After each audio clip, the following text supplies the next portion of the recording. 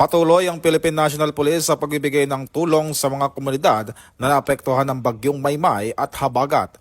Sa pakikipag-ugnayan sa mga lokal na pamahalaan at iba pang katuwang na ahensya, aktibong nakibahagi ang mga tauhan ng PNP sa paghahanda, pag-iempake at pamamahagi ng mga relief goods at food packs para sa mga residenteng nangangailangan ng agarang tulong.